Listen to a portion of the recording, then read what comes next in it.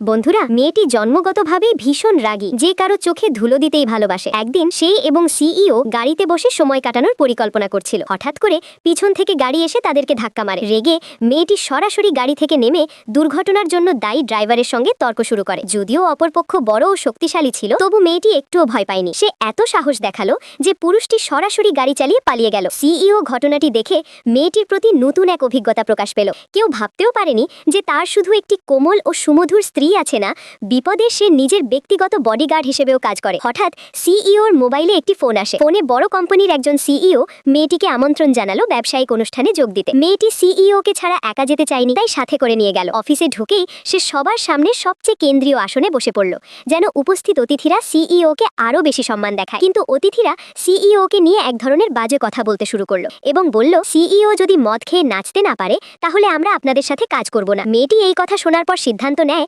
যেভাবেই হোক সিইওর সম্মান রক্ষা করবে।